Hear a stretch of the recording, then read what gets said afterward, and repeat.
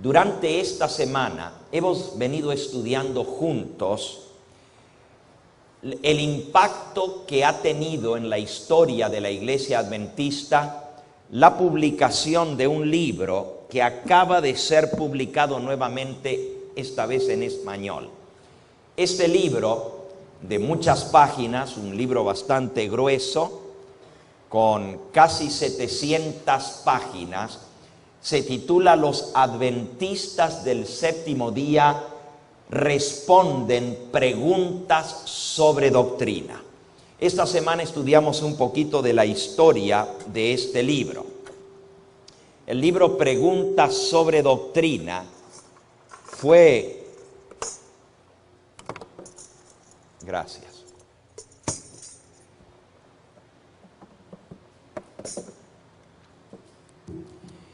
El libro Preguntas sobre Doctrina fue el resultado de un diálogo que tuvieron dirigentes de la Iglesia Adventista en la década de los 50, fines de 1950, o sea, hace 50 años atrás.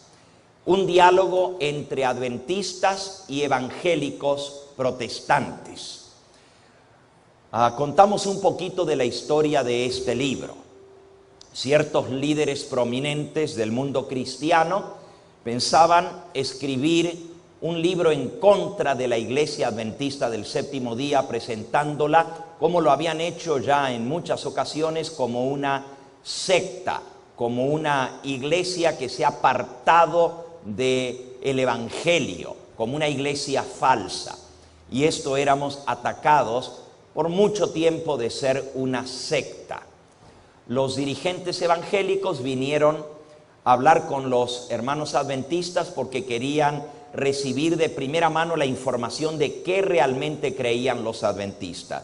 Y al darse cuenta que algunas de las posiciones que ellos creían que los adventistas enseñaban no eran así, como por ejemplo, ellos pensaban que los adventistas enseñábamos que el hombre se salva por la fe en Cristo y también por las obras de la ley, que para ser salvos hay que guardar la ley. Cuando ellos entendieron que nosotros creemos en la justificación por la fe y que la salvación no la meritamos los seres humanos, no ganamos el perdón ni la salvación, sino que es un don de Dios y que creemos firmemente que la salvación es por la fe. Creemos que la obediencia es el resultado de la salvación y no lo que lo hace posible a la salvación. No nos salvamos por las obras, sino por la fe en Cristo. Esa fue una de las posiciones que les sorprendió. Y luego, investigando un poquito más nuestra doctrina, dijeron, bueno, esto amerita que nos sentemos con ellos y discutamos también otros puntos de doctrina. Y fue así como redactaron 40 preguntas doctrinales. Se nombró una comisión de dirigentes adventistas, 3 personas eruditos, que se sentaron con los evangélicos y finalmente redactaron la respuesta a esas preguntas. Y como resultado salió este libro. Los adventistas del séptimo día responden a preguntas sobre doctrina. Debemos decir que casi la mayoría o la totalidad de este libro es muy bueno. Presenta la posición adventista desde un punto de vista bíblico, escritural, defiende las verdades que nosotros creemos con una base bíblica y aquellas doctrinas de las cuales diferimos de las otras iglesias, como son el estado de los muertos, que es el alma, el infierno, el castigo de los impíos, lo que es la doctrina del santuario, la posición sobre la reforma pro salud y otras cosas que nos caracterizan como adventistas del séptimo día. En general, el libro es una buena respuesta a nuestros hermanos evangélicos que quieren saber de nuestra fe. Pero en su deseo de presentar a la iglesia bajo una luz positiva ante el mundo evangélico, los autores de este libro trataron de minimizar o aguar o bajarle el tono a ciertas doctrinas que para esos evangélicos parecían ofensivas. Y hacían de que no nos consideraran como una verdadera iglesia cristiana, sino como una secta anticristiana. Hay específicamente 3 áreas en las cuales el libro toma una posición que difiere grandemente con la posición de nuestra iglesia, que se había mantenido por 100 años, desde nuestros comienzos hasta la década de los 50. Una de esas posiciones es con respecto a la relación de Elena de White y la Biblia. Y en este libro, Preguntas sobre Doctrina, esto estudiamos a principio de esta semana, se presenta que Elena de White es una autora adventista muy apreciada, que creemos que ella recibió el don profético, pero que el don profético de Elena de White no se puede comparar a lo mismo que recibieron los profetas de antaño, que lo de ella fue solamente inspiración o iluminación para ayudar a la iglesia adventista, pero que sus mensajes no eran de la misma categoría que los mensajes de los profetas bíblicos. O sea, Elena de White es inferior en inspiración. La razón para esto es que los evangélicos decían que si la iglesia adventista, aparte de la Biblia, tenía otros libros que los consideraba en el mismo nivel de autoridad que la Biblia, entonces éramos una secta antibíblica y anticristiana.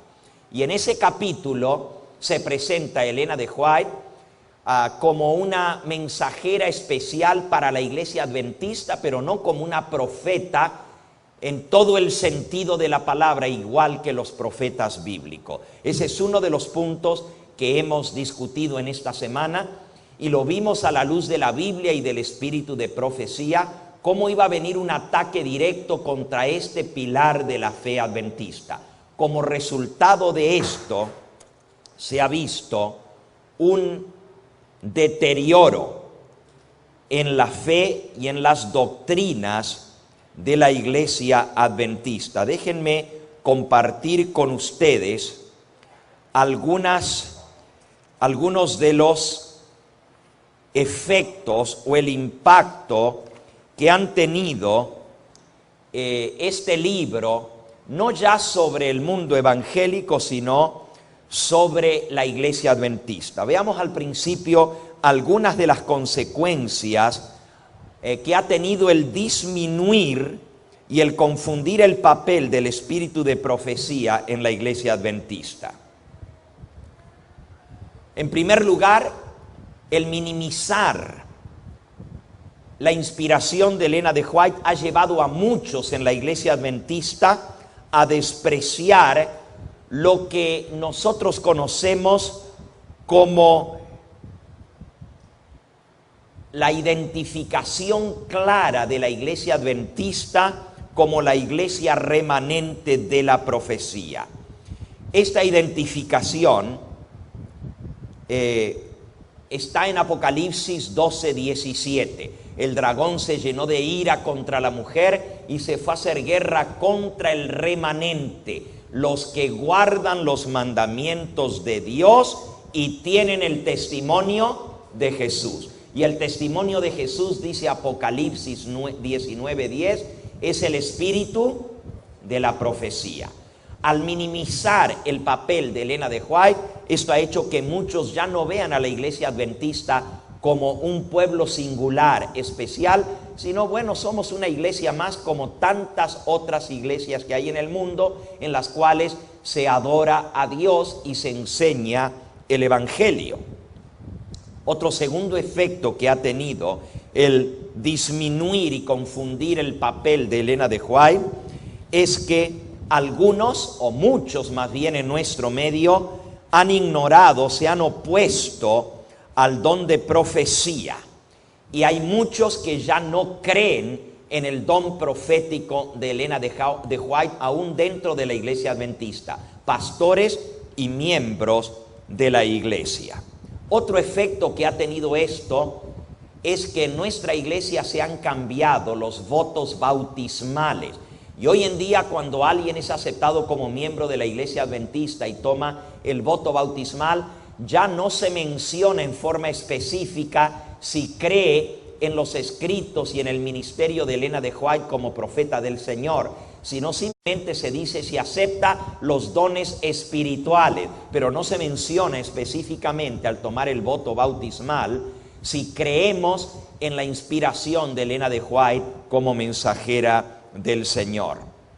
El cuarto efecto que ha tenido el disminuir el valor de los escritos de Elena de White es que algunos dicen que los escritos de Elena de White han sido intervenidos, o sea, han sido cambiados.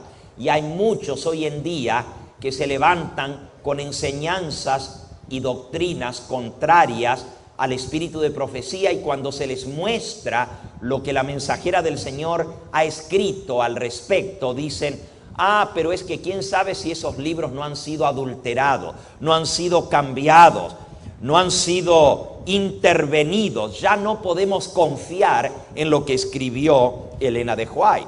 Otros dicen, bueno, y estos son los liberales, no se puede confiar en lo que escribió Elena de White antes de 1890, porque ella no tenía toda la luz sobre la justificación por la fe y sobre la divinidad de Cristo.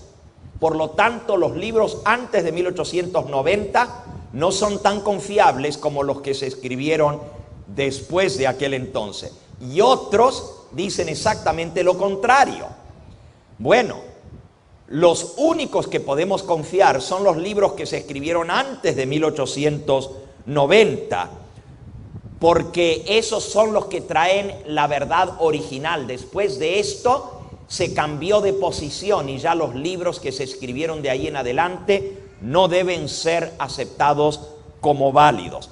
En otras palabras, ha venido una disminución de la confianza en el don de profecía y en la inspiración que Dios le dio a su mensajera.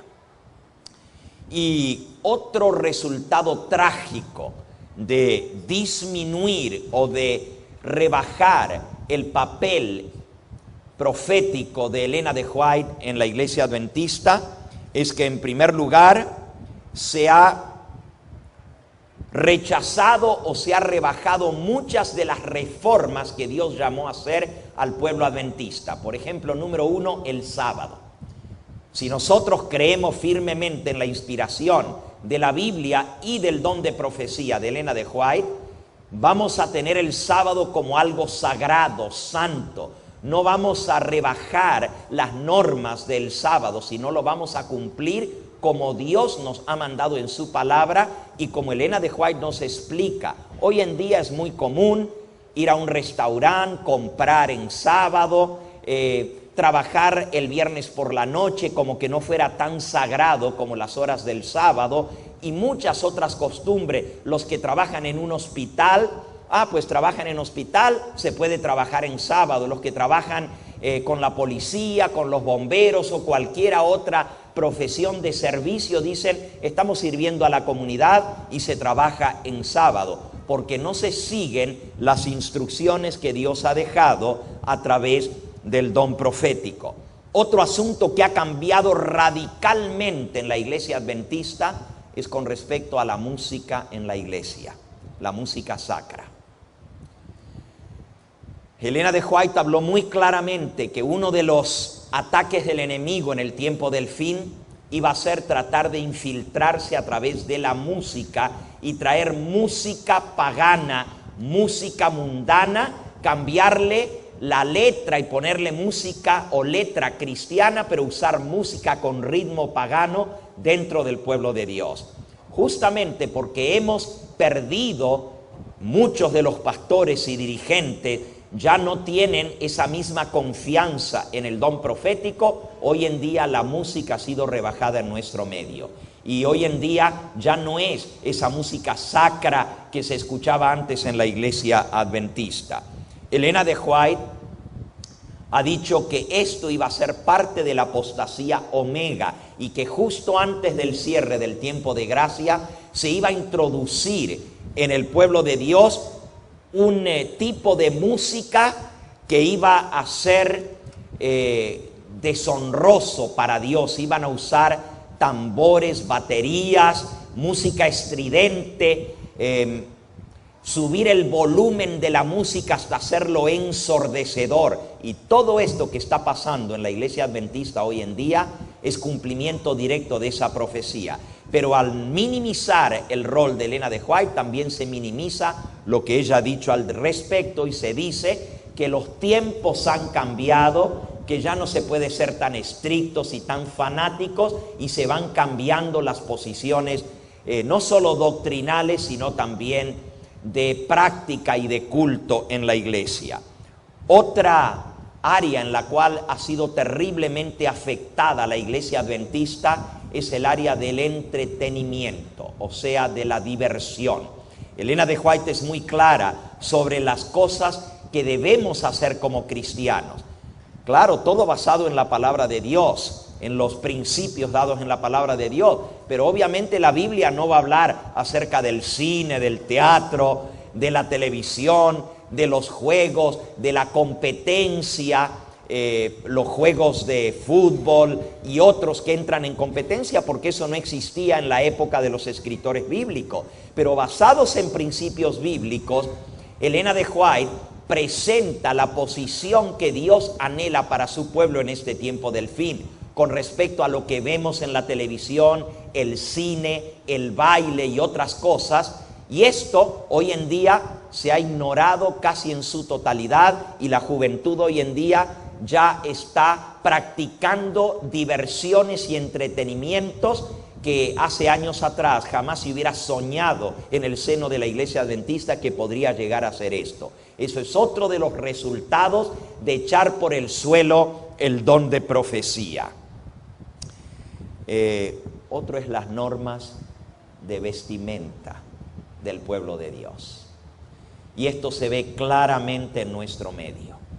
La reforma del vestido, la reforma en la manera de adornarnos, los principios bíblicos que dicen que debemos vestirnos con pudor, con modestia, con rectitud, no con ostentación, han sido dejados de lado al comenzar a usarse las joyas, los anillos y otras cosas. Ha habido un despliegue de moda, de lujo y de vanidad dentro de la iglesia, y hoy en día esas normas se han rebajado de tal manera que hay muchos que vienen a la casa de Dios de la misma manera como irían a un lugar público, a un lugar de un partido de fútbol. Aún en la casa de Dios se visten en manera que ofende a los ángeles del cielo.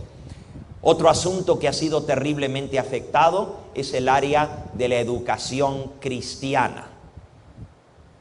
Y esto, sus alcances son tremendos.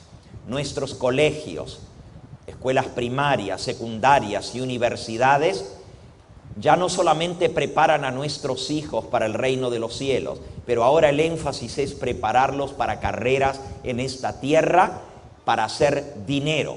Y los jóvenes que salen de nuestras universidades ya no tienen el alto concepto de lo que es el servicio a Dios y dedicar una vida completa al servicio al Señor y entrar en las normas, más bien en las oportunidades de servicio al Señor desinteresadamente, no para hacer dinero, sino para servir a nuestro prójimo. Esto ha sido afectado tremendamente. Hoy nuestros colegios secundarios y superiores preparan a los jóvenes como cualquier otra escuela. La única diferencia es que se les da una clase de Biblia y nada más. Y entonces se les llama escuela adventista porque reciben una clase de Biblia, pero los conceptos filosóficos de servir a Dios, de dedicar nuestra vida por completo a predicar su mensaje, de prepararnos para ser parte de ese pueblo que dará el fuerte pregón, de servirle a Dios en las áreas de servicio a la comunidad, no para hacer dinero, sino por la satisfacción que trae de dedicar una vida completa a servir a Dios y a nuestro prójimo, prácticamente se ha perdido. Y la reforma educacional que Dios nos dio a través del espíritu de profecía, de volver a las raíces, de volver a cultivar la tierra como parte de la educación, enseñar a nuestros niños, a nuestros jóvenes, al cultivo de la tierra, el salir de las ciudades y criar a nuestros hijos en un ambiente sano donde no estén viendo la pudrición de las ciudades, que nuestras escuelas estén fuera de la ciudad, en lugares propicios para que los jóvenes aprendan a amar a Dios. Todo esto se ha perdido en gran manera. Otro asunto que ha sido tremendamente afectado es la reforma pro salud. La reforma pro salud hoy en día casi prácticamente no se predica ni se practica en la iglesia adventista. Y creemos que reforma pro salud es solamente hablar en contra de la carne, cuando el Señor ha dejado un sinnúmero de consejos a través del don de profecía que nos pueden ayudar a vivir una vida más sana y más feliz en esta tierra. Al minimizar el don profético en la iglesia adventista de Elena de White, se ha perdido en gran manera la reforma pro salud. Y hoy en día aún ministros en la iglesia adventista dan el mal ejemplo con respecto a la reforma pro salud. La reforma en la vida familiar también. Se ha perdido en gran manera la santidad del matrimonio.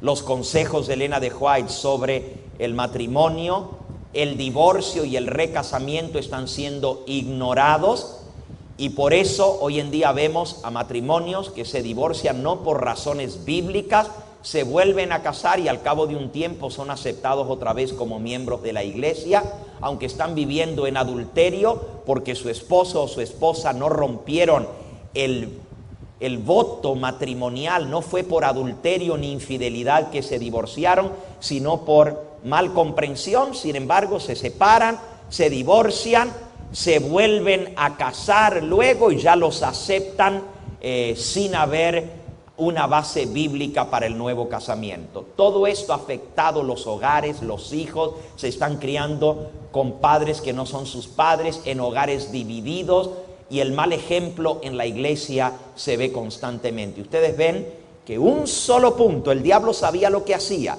¿Se acuerdan de la cita que hemos leído durante esta semana? Cómo el diablo tenía planificado minar la fe del pueblo remanente, dudando de los testimonios. Dice aquí, Mensajes Selectos, tomo 1, página 54, el último engaño de Satanás se hará para que no tenga efecto el testimonio del Espíritu de Dios, porque sin profecía el pueblo será ¿qué? Dispersado, disipado. Esto es Proverbios 29, 18. Sin profecía el pueblo será disipado. Y entonces dice la mensajera del Señor, Satanás trabajará hábilmente en diferentes formas y mediante diferentes instrumentos para perturbar la confianza del pueblo remanente de Dios en el testimonio verdadero del Espíritu de Dios. El enemigo ha hecho esfuerzos magistrales para perturbar la fe de nuestro pueblo en los testimonios. Esto es precisamente lo que Satanás se propuso que ocurriera, y los que han estado preparando el camino para que la gente no preste atención a las advertencias y los reproches de los testimonios del Espíritu de Dios, verán que una ola de errores y apostasía de toda clase aparecerán en la iglesia. Estaba profetizado y ahora, 50 años más tarde, estamos cosechando el fruto de lo que se sembró. La duda en el espíritu de profecía ha traído una ola de apostasía, una ola de errores que se han infiltrado dentro de la iglesia, como acabamos de mencionar, un sinnúmero de ellos y muchos más que están afectando la vivencia de nuestra amada iglesia adventista. Estudiamos también esta semana sobre el ataque directo de Satanás contra la expiación y contra la obra de Cristo en el santuario celestial. Y vimos cómo a través de este libro, Preguntas sobre Doctrina, se introdujo la idea evangélica de que la expiación se completó en la cruz del Calvario y que allí Cristo completó la obra de la expiación, se pagó por nuestros pecados y a través de lo que Cristo hizo, eso es suficiente para el perdón de los pecados. Nosotros aprendimos por la palabra de Dios anoche que para que un pecador fuere perdonado, no solamente se necesitaba la muerte del sustituto en el viejo pacto, del animalito que moría en lugar del pecador, pero el sacerdote tenía que hacer expiación por el pecado llevando la sangre al santuario y presentándola delante de Dios. Así la Biblia nos enseña que Cristo murió como sacrificio expiatorio en la cruz del Calvario, pero que Él tuvo que resucitar para hacer posible nuestra salvación y nuestro perdón. Miren lo que dice el libro a los Romanos, ya que estamos estudiando la epístola de los Romanos en este trimestre. Vamos a buscar en Romanos cómo lo explica el apóstol San Pablo, la importancia de la obra de Cristo. Dice Romanos capítulo 5, versículo 8 en adelante. Romanos 5, 8. Mas Dios muestra su amor para con nosotros, en que siendo aún pecadores, Cristo murió por nosotros. Es cierto, siendo aún pecadores, Cristo murió por nosotros. Su sacrificio fue expiatorio, o sea, pagó la deuda del pecado. También fue sustitutivo, o sea, tomó nuestro lugar. Cristo murió por nosotros, o sea, nosotros debiéramos haber muerto porque la paga del pecado es la muerte, pero Él tomó nuestro lugar. Es un sacrificio expiatorio y sustitutivo. Pero sigue diciendo, versículo 9, pues mucho más, estando ya justificados en su sangre, por Él seremos salvos de la ira. Fíjense, por la sangre de Cristo estamos justificados, pero por Él, por Cristo y por su mediación en el santuario, seremos salvos. La salvación se hizo posible en la cruz del Calvario por el sacrificio de Cristo, pero se hace real y efectiva en nosotros por la mediación de Cristo en el santuario celestial. Si fuera cierto que todos nos salvamos por la muerte de Cristo, entonces todo el mundo sería salvo. Si la muerte de Cristo pagó por los pecados de toda la humanidad, y sabemos que así fue, y si eso fuera suficiente para que los seres humanos sean salvos, entonces toda la raza humana se salvaría. Pero la realidad es que el sacrificio de Cristo en la cruz hizo posible la salvación. Pero la salvación se obtiene cuando Cristo la consigue en el santuario celestial por los méritos de su sangre. Sigue diciendo el versículo 11. Y no solo esto, sino que también,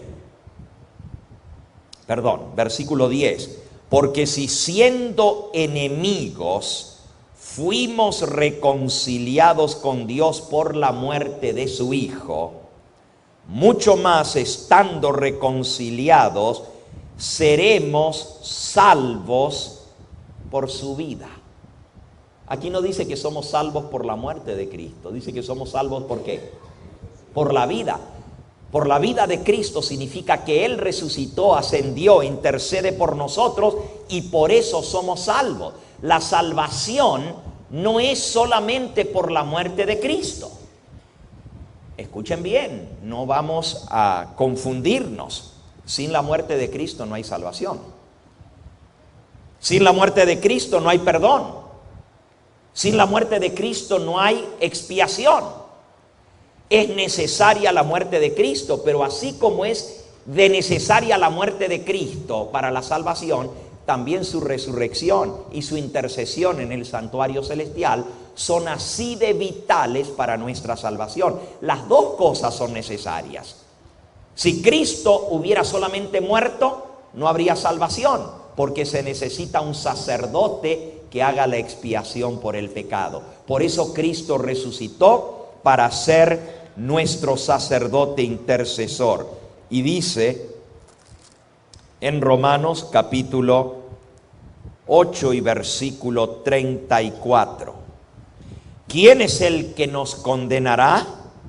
Cristo es el que murió, más aún el que también resucitó, y el que además está a la diestra de Dios, y el que también intercede por nosotros. Así que, hermanos, para ser salvos no solamente se necesitó la muerte de Cristo, sino también su resurrección, su ascensión al cielo a la diestra de Dios donde está, y su intercesión por nosotros.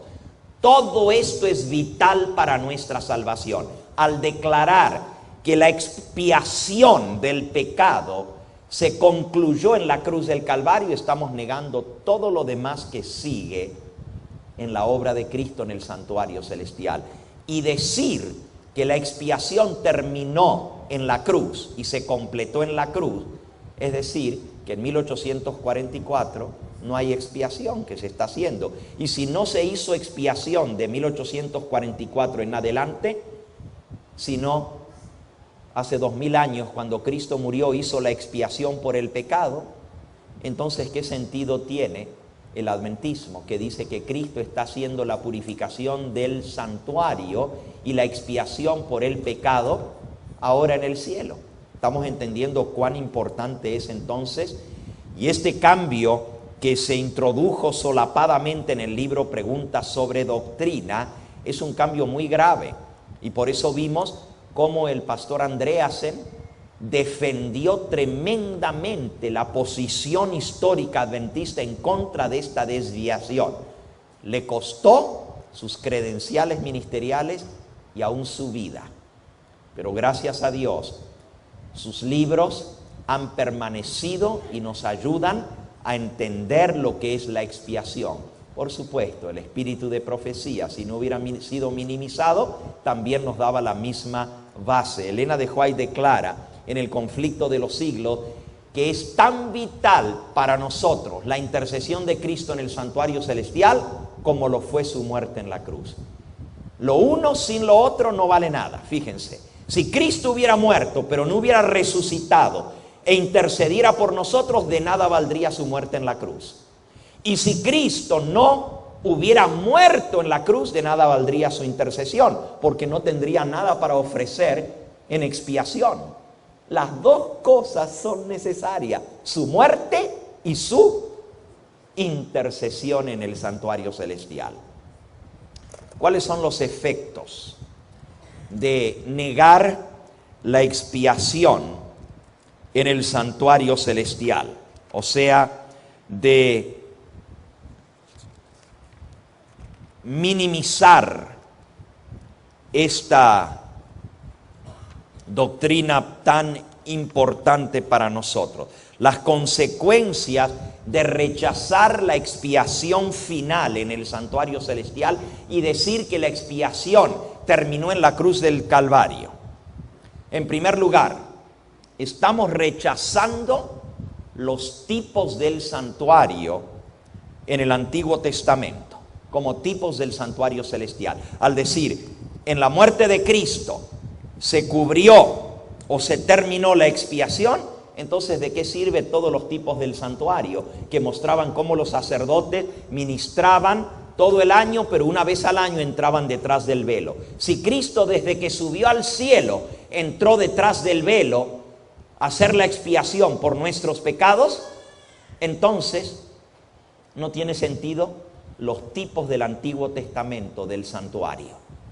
Podemos borrar todo lo que es el antiguo pacto y no tiene simbolismo para nosotros. ¿Para qué Dios establecería ese pacto si no se cumple en la realidad? Esto es muy grave porque es negar todo el Antiguo Testamento en lo que respecta a la salvación. El segundo efecto de rechazar la expiación final de Cristo es rechazar la realidad de un santuario celestial. O sea, los que niegan la expiación final de Cristo dicen, el cielo es el santuario. No hay un santuario real en el cielo que tiene un lugar santo y un lugar santísimo. Por ejemplo, el pastor Desmond Ford, pastor adventista que apostató en el tema de la expiación, allá por la década de 1980, hace unos 30 años atrás, el pastor Desmond Ford negó que hubiera un santuario real en el cielo. Dicen, ¿cómo es que Dios va a estar metido en un edificio de paredes en el cielo? Si Dios no tiene que habitar en una casa en el cielo. ¿Y cómo va a ser eso de que tiene dos compartimientos, un lugar santo y un lugar santísimo? Eso es ilógico, eso es ridículo, pensar que Dios se tiene que mover de un salón a otro salón para la obra de expiación. Todo el cielo es la morada de Dios. Él no está metido en cuatro paredes. Eso niega lo que enseña la Biblia con respecto al templo celestial, al lugar santo y al lugar santísimo. Ustedes ven que las cosas se van haciendo cada vez más graves al negar un punto de la fe. En tercer lugar, al negar la expiación final en el santuario, se está rechazando la profecía de los 2300 días, que le dio origen al adventismo.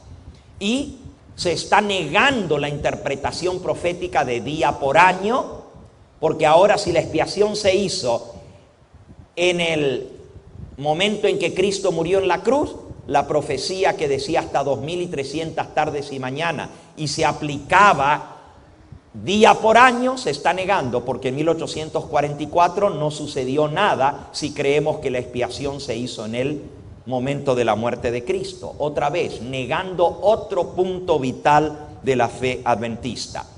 Otro punto que se niega al negar la expiación final es el juicio investigador.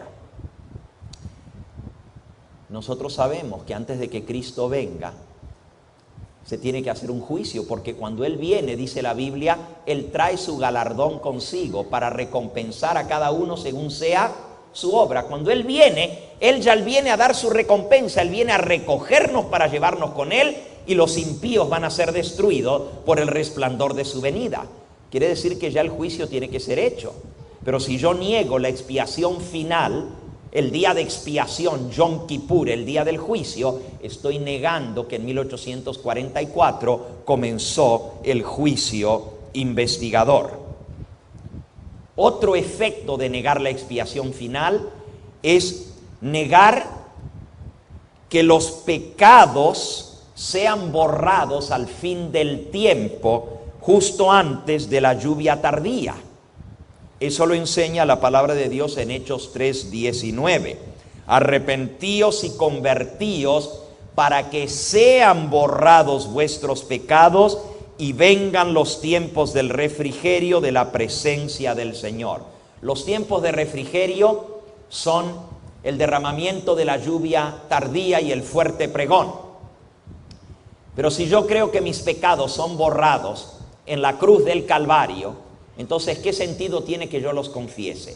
Los que creen en la nueva teología adventista, porque hermanos, quiero decirles lo siguiente, y esto es bien grave. Desde 1958 en adelante, cuando se publica el libro Preguntas sobre Doctrina, este libro que estamos evaluando en esta serie, desde la década de los 60 para adelante, o sea, los últimos 50 años, ha habido dos corrientes teológicas en la iglesia adventista. Una se conoce como el adventismo tradicional o el adventismo histórico, o simplemente adventistas del séptimo día, como siempre hemos sido. La otra corriente se conoce como el nuevo adventismo, o también se le llama la nueva teología o la teología evangélica adventista. Les di tres nombres para ambas posiciones, ¿ok? La posición tradicional adventista se conoce como el adventismo tradicional, o se conoce también como el adventismo histórico, o como adventistas como siempre hemos sido. Pero la otra posición, que viene como resultado de la publicación del libro Preguntas sobre Doctrina, se conoce como el adventismo moderno, nuevo adventismo, o también se le llama adventismo, o más bien teología adventista evangélica, porque se parece mucho al resto del mundo evangélico, aunque seguimos guardando el sábado, aunque seguimos creyendo en el estado de los muertos, pero en ciertos aspectos ya nos parecemos más a los evangélicos. Creer de que en la cruz del Calvario Cristo hizo la expiación completa por el pecado y que no hay una expiación final. También se le llama la nueva teología. Y esto está muy común hoy en día. Ahora aquí viene lo triste. Prácticamente la totalidad de las universidades adventistas donde se preparan los pastores de la iglesia adventista actualmente han adoptado la posición de la nueva teología. Con raras excepciones de profesores que enseñan en ciertos colegios adventistas y que todavía enseñan la posición histórica adventista, la mayoría de los profesores de teología hoy en día en las universidades enseñan la nueva teología. Eso quiere decir que la mayoría de los pastores que se gradúan hoy en día en una de las universidades adventistas ya vienen con esta nueva enseñanza evangélica. Y esto mina, desestabiliza los pilares de la fe adventista. Y por eso está nuestra iglesia hoy en día como está. Muchos se preguntan, pero ¿por qué ha cambiado tanto la iglesia adventista? ¿Por qué ya no es la iglesia santa, pura, con principios que defendíamos? Una iglesia que se diferenciaba de todas las demás iglesias por ser una iglesia con principios, una iglesia recta, una iglesia donde la gente conocía la Biblia, donde cualquiera podía explicar la profecía. Hoy en día cualquiera puede ser adventista y no saber nada de profecía, pero dice que es adventista. No saber nada sobre el santuario celestial y los 2300 días, pero dice que es adventista. Y hasta pastores que no pueden explicar profecía y predican sermones bonitos, cristianitos, sermoncitos de amor, de que Cristo murió por nosotros en la cruz del Calvario, que Él pagó por nuestros pecados, y todo eso es cierto y ya lo sabemos, pero no es el mensaje profundo adventista. Ese ha sido el resultado de atacar la doctrina de la expiación a través del libro Preguntas sobre Doctrina. Y hoy voy a entrar a una tercera área, que esta ha sido también trágica y fatal. Han sido tres áreas en las cuales el libro Preguntas sobre Doctrina se ha desviado de la posición tradicional adventista. Y la tercera área tiene que ver con la naturaleza humana de Cristo. ¿Qué dije? La naturaleza humana de Cristo. Ahora, todos nosotros entendemos que Jesucristo nació en este mundo como hombre y nació de una virgen. Todos entendemos que Él se hizo carne, o sea, se hizo hombre. Pero que al mismo tiempo, Él no tuvo su origen en Belén. Él existía antes de venir a este mundo. Eso todo el mundo lo reconoce, católicos, evangélicos, adventistas. Todos creemos que Cristo, antes de venir a esta tierra, era el Hijo de Dios, que vivía con el Padre desde los días de la eternidad, como dice Miqueas 5:2. Sus orígenes eran desde el comienzo, desde los días de la eternidad. Todos creemos que Cristo era Dios antes de venir a este mundo, como lo declara Filipenses capítulo 2. Y estoy diciendo lo que creemos para ahora llegar al punto que está controvertido, que no es la naturaleza divina de Cristo, sino su naturaleza humana. Miren, Filipenses capítulo 2 declara en el versículo 5: haya pues en vosotros este mismo sentir, el cual hubo también en Cristo Jesús, el cual siendo en forma de Dios, no estimó el ser igual a Dios como cosa que aferrarse, sino que se despojó a sí mismo, tomando forma de siervo, hecho semejante a los hombres, y estando en la condición de hombre se humilló a sí mismo, haciéndose obediente hasta la muerte y muerte de cruz. Por lo cual Dios también lo exaltó hasta lo sumo y le dio un nombre que es sobre todo nombre, para que en el nombre de Jesús se doble toda rodilla de los que están en los cielos y en la tierra y debajo de la tierra, y toda lengua confiese que Jesucristo es el Señor, para gloria de Dios Padre. Claramente aquí la palabra de Dios dice que Cristo existía en forma de Dios, pero no se aferró al hecho de que era igual a Dios, sino que se rebajó a sí mismo, se anonadó, se hizo hombre, vivió como hombre, murió como hombre, resucitó, y Dios le dio un nombre que es sobre todo nombre, para que en el nombre de Jesús se doble toda rodilla de los que están en los cielos y en la tierra. Ahora, este punto no es el controversial.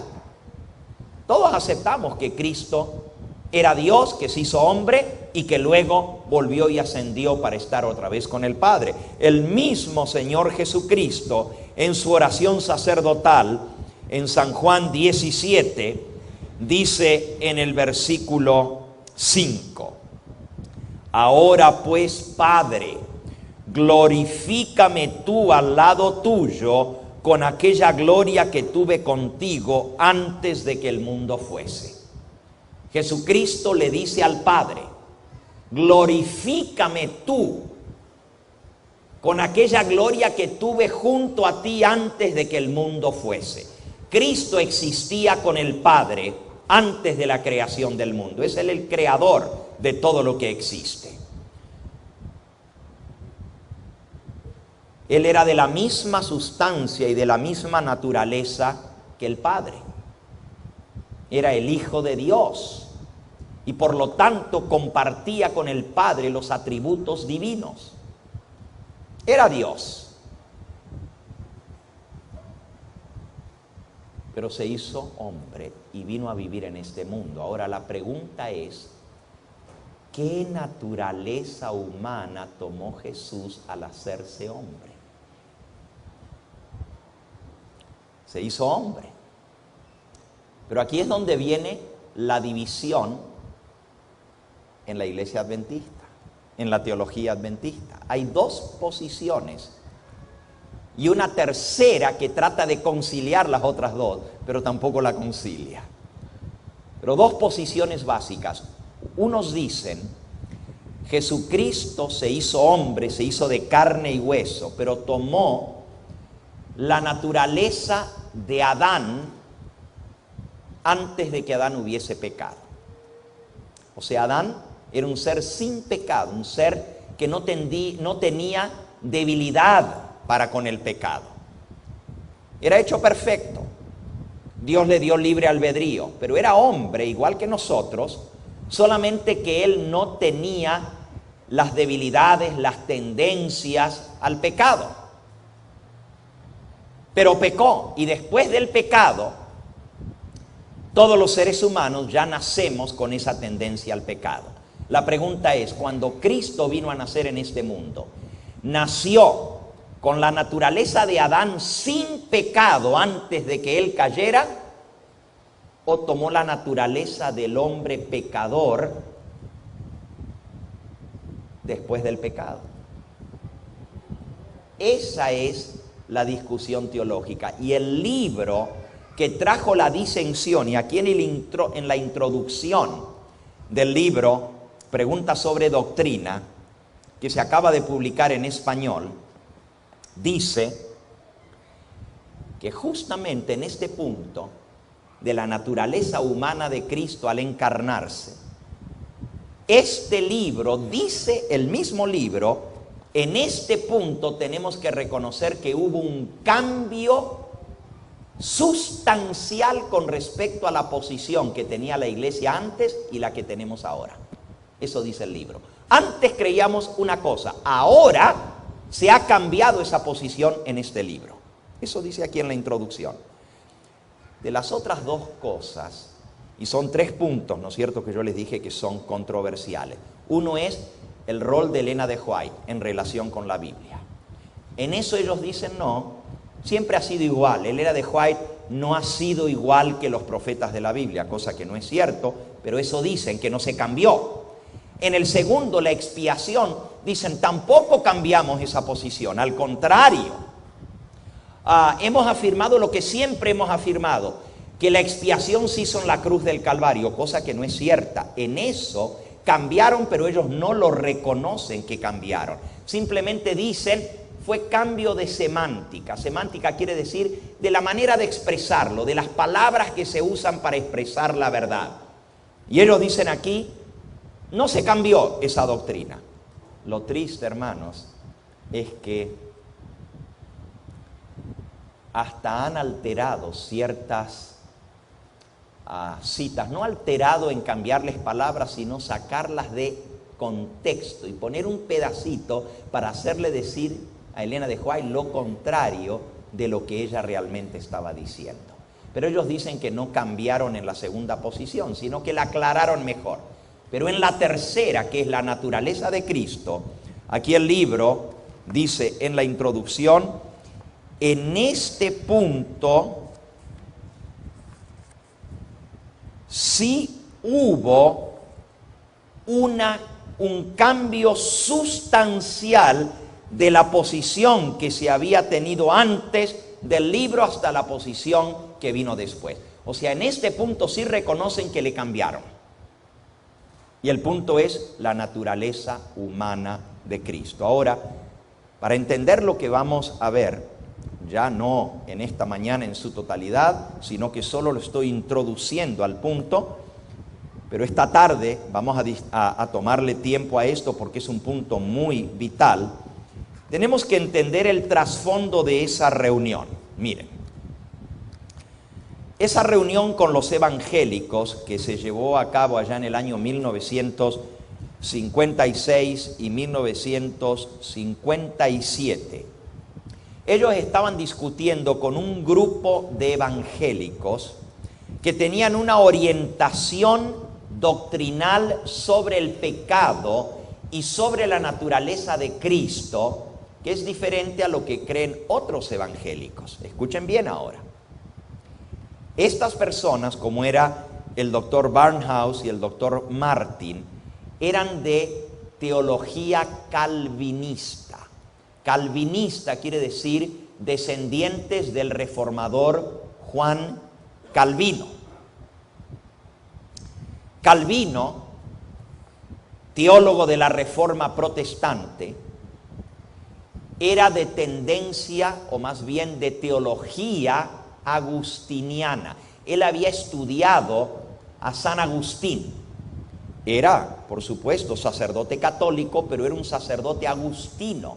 Cuando él renuncia al catolicismo para la Reforma Protestante, él reforma muchas cosas, pero no reforma la teología del pecado y la teología de la expiación y de la naturaleza de Cristo. En eso él sigue siendo agustino. Y vamos a ver un poquito lo que eso quiere decir.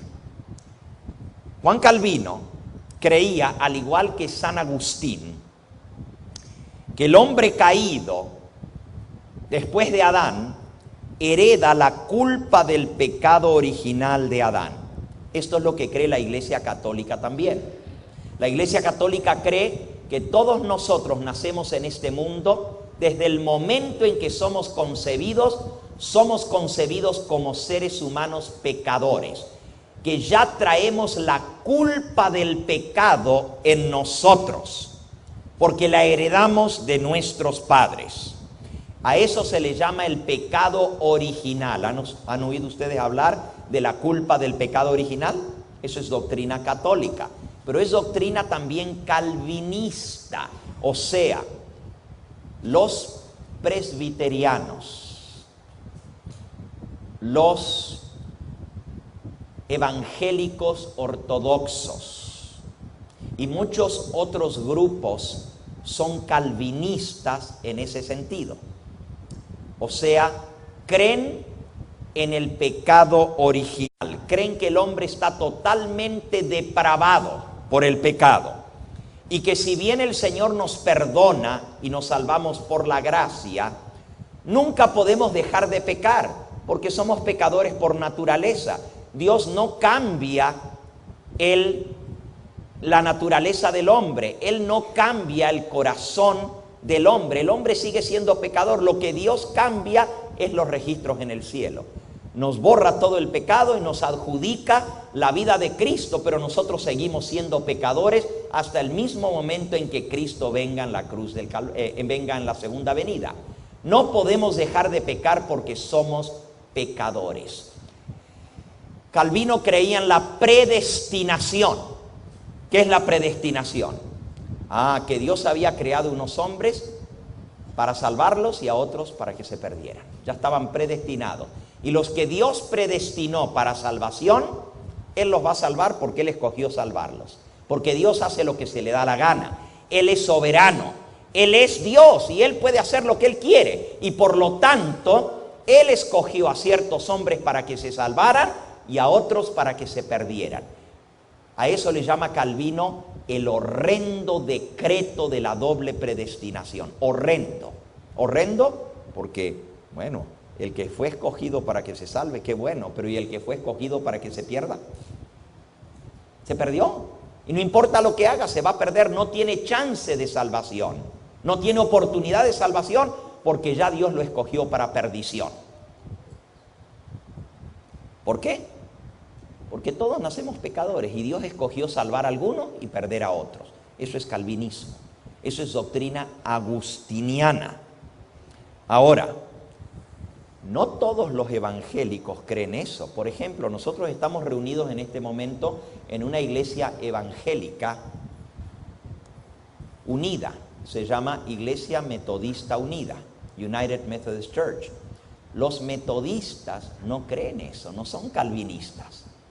Los metodistas son arminianos. Arminianos son los seguidores de otro reformador evangélico que creía que Dios ha dado al hombre libre albedrío y que el hombre es el que escoge si se va a salvar o se va a perder. ¿Ahora reconocen esa doctrina? ¿No es la que nosotros creemos? Los adventistas no creemos que Dios ha dado al hombre libre albedrío. En eso estamos de acuerdo con los metodistas y con los bautistas y con muchos otros grupos evangélicos que son arminianos. O sea, creemos que todos somos pecadores, como vimos hoy en la lección, que la paga del pecado es muerte, que Dios a través de Cristo hizo provisión para la salvación de la raza humana, pero que para ser salvo yo tengo que creer, tengo que aceptar a Cristo, tengo que escoger la salvación y pedirle al Señor que Él interceda por mí, le pida al Padre que me limpie, que me perdone, que me transforme. Y mediante la intercesión de Cristo en el santuario celestial, yo puedo ser salvo. Esa es la doctrina del libre albedrío. Ahora escuchen. Estos evangélicos influyentes que se reunieron con los dirigentes adventistas en la década del 50,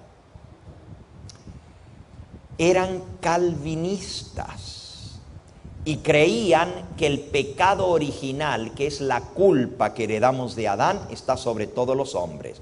Creían que Cristo no pecó porque Él fue diferente de nosotros, porque Él no tomó una naturaleza igual que la nuestra, sino que Él tomó una naturaleza sin pecado para podernos dar a nosotros esa naturaleza sin pecado.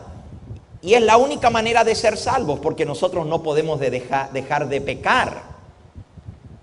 Él simplemente nos perdona y nos adjudica su vida perfecta, sin pecado, la pone a nuestra cuenta y así somos salvos. Esta gente evangélica creían que cuando una persona nace, ya nace pecador y lleva la culpa del pecado.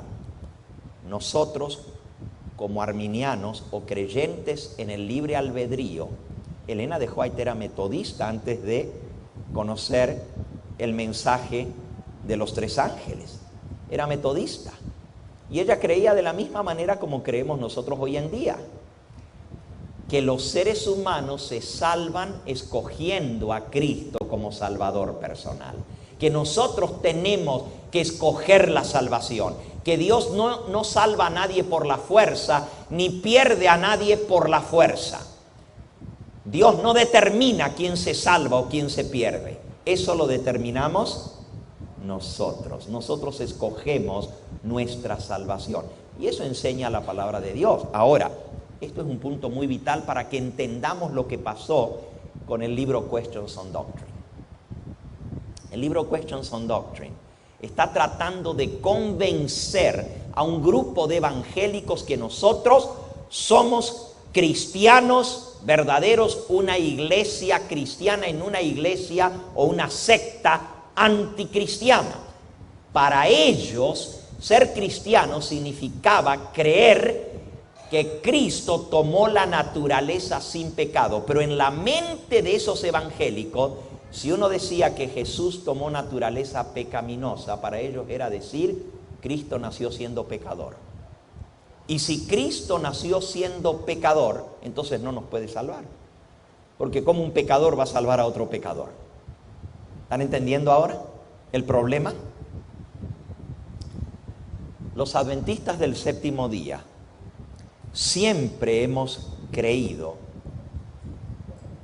siempre digo hasta 1957, por 100 años de existencia, habíamos creído que Cristo tomó una naturaleza pecaminosa, que Él tomó la naturaleza del hombre después de 4000 años de pecado y heredó la naturaleza humana, no de Adán, sino de los descendientes de Adán. Nació de María, y María era descendiente de Adán, era descendiente del rey David. Cristo tomó la naturaleza humana después de 4000 años de pecado, y con esa naturaleza humana vivió en esta tierra, pero nunca jamás pecó. Por favor, entiendan esto, que es vital para nosotros. Cuando nosotros decimos que Cristo tomó naturaleza humana pecaminosa, no estamos diciendo que Cristo fue pecador. ¿Está claro esto? No estamos diciendo que Cristo en algún momento, en lo más mínimo, haya sido pecador. No. Él jamás pecó, pero tomó nuestra naturaleza degradada y debilitada por el pecado. Él no vino como Adán, que nunca había pecado. Vino después de 4000 años de que había entrado el pecado en este mundo y tomó esa naturaleza. Y usted dice, pero ¿qué importancia puede tener esto si tomó la naturaleza de Adán o la naturaleza nuestra pecaminosa? Oh, mucho. Para los evangélicos, si nosotros decíamos que Cristo tomó la naturaleza pecaminosa, era decir, Cristo era pecador. Para nosotros, decir que Cristo tomó la naturaleza de Adán, es decir, que no es igual a nosotros. Y que Él venció donde Adán no venció. O sea, Adán pecó porque quiso. Pero nosotros no podemos dejar de pecar aunque querramos. Pecamos no porque queremos, sino porque no podemos dejar de pecar porque somos pecadores. Eso dice la posición de la naturaleza impecable de Cristo. Cristo no pecó porque Él tenía una naturaleza sin pecado. Pero nosotros pecamos porque tenemos una naturaleza pecaminosa. No pecamos porque queremos pecar, sino pecamos porque somos pecadores. Es más, no somos pecadores porque pecamos. Escuchen bien ahora, porque este es un juego de palabras, pero es muy vital para entender esto. Esta nueva posición evangélica dice: el ser humano no es pecador porque peca, sino que peca porque es pecador. ¿Ven la diferencia? Repito, no pecamos nosotros porque queremos pecar. No somos pecadores porque pecamos. Pecamos porque somos pecadores. Esa es la posición evangélica, calvinista, la posición agustiniana de la Iglesia Católica. En eso católicos y evangélicos calvinistas creen exactamente lo mismo. Nosotros no creemos eso, a menos que usted sea de la nueva teología adventista. Y si usted es de la nueva teología adventista, usted cree que no se puede vivir sin pecado en este mundo y que vamos a seguir pecando todos los días de nuestra vida hasta que Cristo venga y nos transforme, pero que en esta vida no se puede vencer el pecado totalmente. Si usted cree en la nueva teología adventista, usted cree que Cristo era diferente de nosotros, no era exactamente igual como nosotros, por eso Él venció, porque no tiene la misma naturaleza nuestra. Él venció porque tenía ventaja sobre nosotros. Él no tenía herencia de pecado como nosotros tenemos herencia de pecado. Por eso Él venció. Pero nosotros no podemos vencer como Cristo venció, porque Él tenía una ventaja sobre nosotros. Él tenía una naturaleza impecable, o sea, una naturaleza desde el momento en que fue concebido sin pecado. ¿Saben lo que dice el Ave María? Ave María purísima, sin pecado, ¿qué? Concebida. Pero eso la Iglesia Católica se lo aplica a la Virgen María y se lo aplica a Cristo. Como la Iglesia Católica cree que Cristo fue sin pecado concebido, para poder haber sido concebido sin pecado, su madre tiene que haber sido sin pecado. Por lo tanto, la Virgen María también tiene que haber sido concebida sin pecado. Por eso el Ave María dice: Ave María purísima, sin pecado concebida. O sea, ella fue concebida cuando nació sin pecado y Cristo fue concebido sin pecado. ¿Eso es lo que nosotros creemos? No. Ahora, tampoco creemos que Cristo nació siendo pecador. Creemos que Cristo nació con una naturaleza pecaminosa, pero nunca jamás pecó, porque nosotros creemos que el pecado es transgresión de la ley y somos pecadores cuando pecamos. No pecamos porque somos pecadores. ¿Me expliqué? Cuando sabemos lo que es bueno y no lo hacemos, y cuando sabemos lo que es malo y a sabiendas lo hacemos, nos transformamos en pecadores. El pecado está en aquel que sabe hacer lo bueno y ¿qué?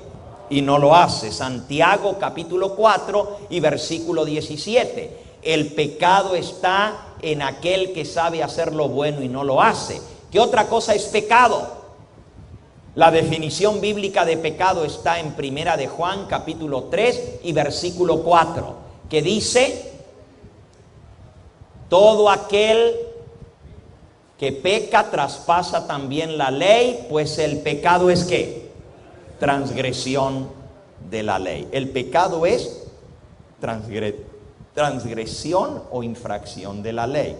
A ver, vamos a definir esto un poquito más.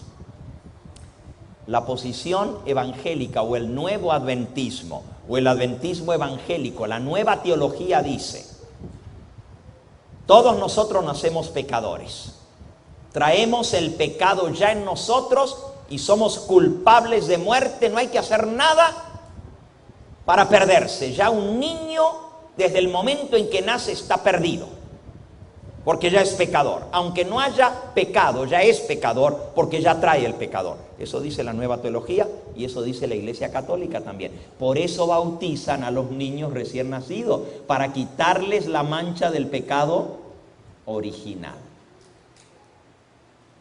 También esa nueva teología dice: porque somos pecadores por naturaleza, no podemos dejar de pecar. Cristo pagó la deuda de nuestro pecado y nos salvamos porque Él pagó nuestra deuda. Pero en lo que se refiere a dejar de pecar, es imposible dejar de pecar hasta que Dios cambie nuestra naturaleza y nos dé una naturaleza sin pecado cuando Él venga en la transformación. Esa es la nueva teología adventista. El adventismo tradicional, lo que creyó Elena de White, lo que creyeron los pioneros adventistas, es totalmente diferente. Esto es lo que enseña la Biblia y esto es lo que vamos a estudiar esta tarde, en el tema de esta tarde. Vamos a ver que la palabra de Dios enseña que Cristo vino a tomar el lugar del hombre caído y tomó carne pecaminosa, y eso lo dice la Biblia, no el adventismo solamente, no Elena de White solamente. ¿Quieren leerlo? Romanos capítulo 8, ya que estamos en el libro de los Romanos estudiando este trimestre. Miren lo que dice Romanos capítulo 8. Dice el versículo 3.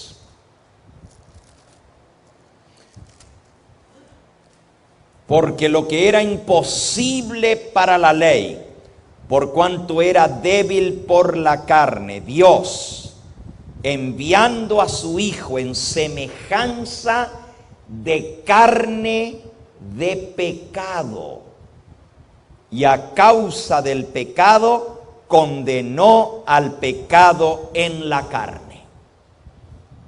Cristo tomó carne de pecado, o sea, carne pecaminosa como la nuestra, con la herencia del pecado, pero condenó al pecado en esa carne pecaminosa. O sea, Él mostró que un ser humano puede vivir una vida de obediencia a Dios y que no está obligado a pecar. En otras palabras, el pecado es escoger hacer lo malo. No estamos obligados a hacer lo malo, porque Cristo tomó la naturaleza igual a la nuestra, pero nunca jamás pecó. Alabado sea el nombre del Señor. Y este es un versículo. Esta tarde vamos a ver una cantidad de versículos y vamos a ver los efectos que tiene en el cambiar esta doctrina. Ahora, hermanos, en este punto, el mismo libro, Preguntas sobre Doctrina, declara que esa posición se cambió rotundamente. Hay un libro que yo les recomiendo. Ese libro fue escrito por el pastor Rafael Larson. Él acaba de morir hace unos 2 años atrás, pero es un pastor teólogo adventista por muchos años, y ese libro se tradujo al español. Se titula El Verbo se hizo carne. El Verbo se hizo carne. Ralph Larson es el autor. Rafael Larson. Ese libro investiga la posición de la Iglesia Adventista desde sus comienzos hasta 1957, que es cuando se escribió el libro Preguntas sobre Doctrina. Y él demuestra allí, por más de 400 citas, no solamente trae más de 100 citas de Elena de White sobre la naturaleza humana de Cristo que Él tomó al hacerse carne, pero trae otras 350 citas y las califica por año.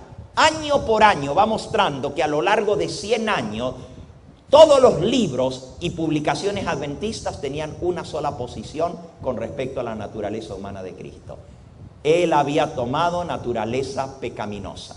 Ni uno solo disentía sobre eso. Todo el mundo estaba de común acuerdo en esa doctrina. Después de 1957 eso cambió diametralmente. Ahora, ¿por qué es tan importante esto para nosotros, hermanos? Algunos pueden decir, bueno, estas son discusiones de los teólogos adventistas. ¿Y qué nos importa a nosotros la teología? Nosotros lo que queremos es una religión práctica. Pues en este punto, la teología afecta a la práctica. Si tú crees que no puedes dejar de pecar, nunca vas a tratar de dejar de pecar. Si tú crees que eres pecador desde el mismo momento que naces y vas a seguir siendo pecador hasta que Cristo venga y te cambie, entonces ¿por qué luchar para vencer el pecado si no se puede vencer? Si somos por naturaleza pecadores y no hay manera de cambiar eso. Fíjense. En segundo lugar, ¿qué no enseña la doctrina adventista en cuanto a escatología se refiere, o sea, los eventos finales? Que cuando Cristo salga del santuario, tenemos que vivir en esta tierra durante el tiempo de angustia y el derramamiento de los juicios finales de Dios sin mediador. ¿Qué no enseña la doctrina adventista que para recibir el sello de Dios en la frente hay que haber vencido todo defecto de pecado? Si no, nunca vamos a recibir el sello de Dios. Pero si la nueva teología dice que no se puede dejar de pecar, entonces todas esas doctrinas al zafacón, a la basura. Ninguna de esas ya sirve. ¿Por qué? Porque no se puede dejar de pecar. Pero no hace falta dejar de pecar, porque ya Cristo vivió una vida sin pecado por nosotros, y si yo creo en Él, esto es lo que creen todos los evangélicos. Yo creo en Cristo, lo acepto como Salvador, ya me salvó, ya soy salvo, no tengo que hacer nada más que creer en Cristo y me voy a salvar. No importa cómo viva, no importa qué tipo de vida tenga, porque de todos modos soy pecador y no puedo dejar de pecar. En este punto es muy crucial, porque si tú aceptas la nueva teología adventista, estás rechazando lo que dice la Biblia sobre el pecado, lo que la Biblia dice sobre la salvación y lo que la Biblia dice sobre los eventos finales. Cristo va a salir del santuario y va a decir: el que es justo siga siendo justo, y el que es inmundo siga siendo inmundo. Y cuando eso suceda, si tú todavía tienes inmundicia en tu vida, te vas a quedar inmundo para siempre y vas a haber perdido tu salvación. Pero sí se puede ser justo y vivir sin pecado. Termino en esta hora con Primera de Juan capítulo 3, para que ustedes vean claramente lo que la Biblia enseña sobre el pecado, sobre el plan de salvación y sobre el poder que nos da Cristo para vencer el pecado.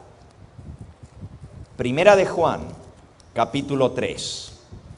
Voy a leer este pasaje en forma detenida y vamos a dejar que cada frase de este pasaje entre en nuestra mente y se quede bien profundo allí y haga impacto en nuestra vida.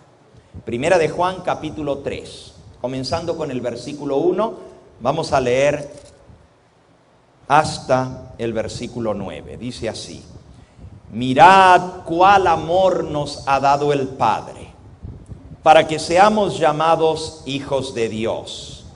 Por esto el mundo no nos conoce, porque no le conoció a Él.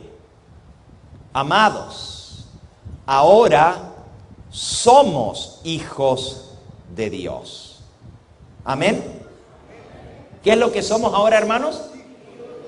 Por ese amor tan grande que tuvo el Padre de dar a su Hijo por nosotros, ahora nosotros somos hijos de Dios. Sigan leyendo. Amados, ahora somos hijos de Dios, pero no se ha manifestado lo que hemos de llegar a ser. Pero sabemos que cuando Él se manifieste, seremos semejantes a Él, porque le veremos tal como Él es. Aunque somos hijos de Dios, ¿todavía no hemos llegado a ser? lo que tenemos que llegar a ser. Todavía estamos luchando por vencer el pecado, pero sabemos que cuando Cristo aparezca, seremos semejantes a Él. ¿Y cómo era Él? Sigamos leyendo. Versículo 3. Todo aquel que tiene esta esperanza en Él, se purifica a sí mismo, así como Él es puro. ¿Cómo es Jesús? Puro. El rezo católico dice: Ave María o Santa María Purísima, sin pecado concebida. Pero aquí dice que el que es puro es ¿quién? Es Cristo. Podríamos decir Señor Jesucristo, purísimo. Pero no podemos decir sin pecado concebido, porque Él nació de una madre pecadora. Sin embargo, no pecó. Sigamos leyendo.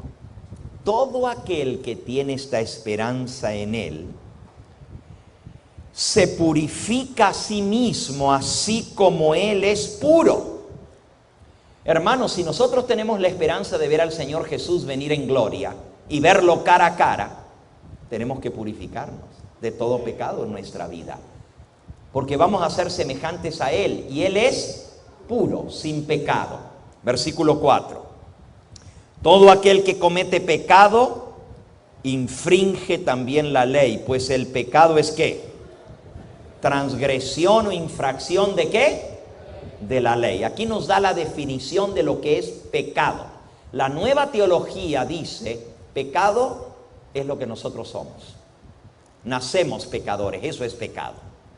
Pero la Biblia dice que el pecado es transgresión de la ley. Cuando yo conozco lo que es bueno, la ley dice: no cometerás adulterio, y sin embargo escojo serle infiel a mi mujer, entonces soy pecador porque estoy traspasando la ley.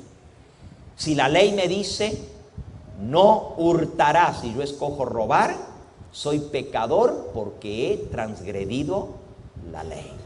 Sigamos leyendo. Sabéis, versículo 5, que Él, Cristo, apareció para quitar nuestros pecados y no hay pecado en Él. Ya hemos leído que Él es puro y no hay pecado en Él, pero Él vino para quitar nuestros pecados, y leímos en Romanos que Él condenó el pecado en carne pecaminosa, o sea, se hizo carne como nosotros y condenó el pecado en la carne. En otras palabras, Él demostró que aún siendo ser humano, carnal, nacido de padres pecadores, se puede condenar al pecado en la carne. Alabado sea el nombre del Señor. Él vino para quitar nuestros pecados y no hay pecado en Él. Versículo 6. Todo aquel que permanece en Él no peca. ¿Qué dice aquí? ¿Se puede vivir sin pecado? Si permanecemos en Cristo, el que permanece en Él, ¿qué dice? No peca. Ahora, eso dice la Biblia. A mí no me importa lo que digan los teólogos adventistas. No me importa lo que digan ni los teólogos de la nueva teología, ni los teólogos de la teología tradicional. Lo que me importa es lo que dice la palabra de Dios. Y aquí la palabra de Dios dice que si alguno permanece en Cristo, no peca. ¿Por qué? Sigue diciendo: todo aquel que peca no le ha visto ni le ha conocido. Hijitos, versículo 7. Nadie os engañe. El que hace justicia es justo como Él es justo. Fíjense, de Jesús se dice: Él es puro, no hay pecado en Él, Él es justo. ¿Y cómo debemos ser nosotros? Como Él. Todo el que tiene esta esperanza se purifica a sí mismo como Él es puro. Seremos semejantes a Él cuando Él aparezca. El que hace justicia es justo, pero el que practica el pecado, versículo 8, es del diablo, porque el diablo peca desde el principio. Para esto apareció el Hijo de Dios, para deshacer las obras del diablo. Esto es lo que nosotros creemos como adventistas, que Cristo vino para deshacer las obras del diablo. No solamente para deshacerlas en la tierra, sino para deshacerlas en mi vida. El diablo tiene control sobre mí porque soy pecador. Y cuando yo peco, voy desarrollando una propensión hacia el pecado, porque me acostumbro al pecado y se va debilitando mi voluntad hasta que ya no puedo. Es como el drogadito. Comienza con la droga un poquito, ¿verdad? Pero después, ¿qué? Ya la droga puede más que él. Y ya no puede, por más que quiera, no puede. El único que tiene el poder para romper las obras del diablo en nosotros es Cristo Jesús. Y Cristo vino para deshacer las obras del diablo, dice aquí. Y no hay pecado en él. Versículo 8. El que practica el pecado es del diablo, porque el diablo peca desde el principio. Para esto apareció el Hijo de Dios, para deshacer las obras del diablo. Todo aquel que es nacido de Dios no peca, porque la simiente de Dios permanece en él, y no puede pecar porque es nacido de Dios. En esto se manifiestan los hijos de Dios y los hijos del diablo. Amigos, aquí está muy clarito. El que es nacido de Dios no peca. Y el que peca ni le ha visto ni le ha conocido. Ahora ustedes entienden cuán vital es entender qué tipo de naturaleza tomó Cristo. Porque si Cristo tomó una naturaleza como la de Adán y no es igual a nosotros, nosotros podemos decir, él no pecó porque él no sabe lo que es el pecado. Él no sabe lo duro que es luchar contra tu tendencia hacia lo malo. Pero si Cristo tomó una naturaleza igual a la nuestra, entonces Él puede comprendernos. Esta tarde vamos a ver un mensaje precioso. Un mensaje que nos muestra cómo nosotros podemos llegar a vencer a través de Cristo Jesús. ¿Cuántos en esta mañana quieren agradecerles a Dios por haber conocido este bendito mensaje de salvación? ¿Verdad que Dios nos ha dado un mensaje precioso? Y no solamente nos ha dado la comprensión de este mensaje, sino nos ha dado el don profético para que podamos confirmarnos en la verdad presente. Miren, Dios siempre escogió hablar al ser humano a través de profetas. Desde el comienzo, desde que entró el pecado, Dios levantó a profeta. Y Dios le dijo a Moisés, profeta levantaré en medio de tus hermanos. Si nosotros somos el pueblo de Dios, Dios tiene que haber levantado el don profético en nuestro medio, porque es una de las características de la iglesia remanente. Gracias a Dios por el don de profecía, amén. Gracias a Dios por la obra de Cristo en el santuario celestial. No solamente por su muerte, sino por su resurrección, por su ascensión al cielo y por su intercesión por nosotros. Gracias por la obra de Cristo en el lugar santísimo. Y gracias porque a través de Él podemos alcanzar la perfección para un día vivir en un mundo sin pecado, donde nadie jamás va a volver a pecar. Eso es lo que yo anhelo. En esta tarde, al ver la naturaleza de Cristo y la manera como Él ha hecho provisión para ser salvados del pecado, vamos a aprender más a fondo lo que significa ser un verdadero cristiano adventista del séptimo día, a defender la verdad que una vez fue dada a los santos, porque el diablo se ha infiltrado en nuestra iglesia tratando de minar nuestra fe para que perdamos nuestra herencia. Nos quiere quitar la herencia del don de profecía, nos quiere quitar la herencia del santuario que nos hace un pueblo especial. Los demás cristianos en el mundo evangélico no tienen la luz del santuario que nosotros tenemos, y nos quiere quitar la verdad de quién es Cristo, de su naturaleza, para que perdamos la esperanza de salvación, aunque Él nos quiere dar una falsa esperanza. El diablo quiere que creamos que somos salvos, porque si nosotros creemos que somos salvos, no nos vamos a preocupar, como dice la Biblia, de nuestra salvación con temor y temblor. Pablo dice, ocupaos de vuestra salvación con temor y temblor. Pero si Cristo ya murió por nosotros y nosotros creemos en Cristo, ¿para qué tenemos que ocuparnos de nuestra salvación? Si ya Él la logró por nosotros. El diablo quiere que creamos que eso de ser salvo es solamente decir creo en Cristo y ya soy salvo. Pero es mucho más que eso. Es permanecer en Cristo. El que perseverare hasta el fin, ese será salvo. Para ser salvo, no solamente hay que creer en Cristo, hay que permanecer en Cristo. ¿Qué dijo el Señor Jesús? El que permanece en mí, este es el que lleva mucho fruto, porque separados de mí, nada podéis hacer. Que el Señor nos ayude a apreciar este evangelio, a permanecer en Cristo, en su gracia, y por el poder que Él nos da desde el santuario celestial, lograr la victoria en esta vida, condenar al pecado en la carne, para que un día podamos vivir con carne santa por toda la eternidad.